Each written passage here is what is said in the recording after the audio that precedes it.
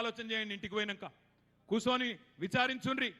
కాంగ్రెస్ టైంలో కరెంట్ ఎట్లుండే, కాంగ్రెస్ టైంలో తాగునీటి కోసం మా సర్పంచులు ఉన్నారు, ఈడ మా కౌన్సిలర్లు ఉన్నారు, ఎంపీటీసీలు ఉన్నారు, వార్డు సభ్యులు ఉన్నారు, ఉప సర్పంచులు ఉన్నారు. ఒక్కసారి యాద్ చేసుకొని 10 ఏళ్ల కింద ఎండాకాలం వచ్చిందంటే ఊళ్ళల్లో కోదామంటే భయం అవుతుండే.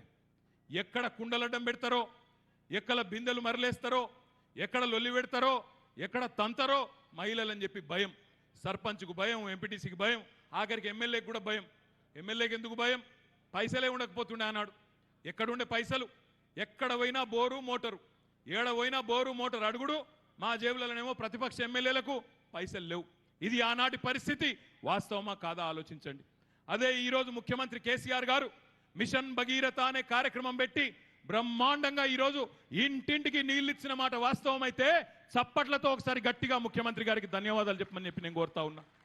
ఇక్కడ ఉన్న మా రైతన్నలు నేను అడుగుతా ఉన్నా, 75-76 ఏళ్లలో కాంగ్రెస్ పార్టీకి మీరు 11 అవకాశాలు ఇచ్చినారు.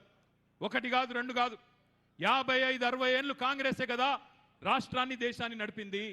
వాళ్ళకి ఎందుకు రాలే ఆలోచన? రైతుకు పెట్టుబడి ఇవ్వాలి, రైతుకు 24 గంటల కరెంట్ ఇవ్వాలి, రైతు చచ్చిపోతే రైతు బీమా ఇవ్వాలి అన్న ఆలోచన కాంగ్రెస్లో పుర్రెకెన్నడని వచ్చిందా? ఇలా వాళ్ళే మళ్ళొచ్చి 6 దశాబ్దాలు ఆగం చేసిన వాళ్ళు, 60 ఏళ్ళు మన నరిగోస ఉచ్చుకున్నోళ్ళు మళ్ళా వచ్చి 6 గ్యారంటీలు అంటే నమ్ముదామా? దయచేసి ఆలోచన చేయండి.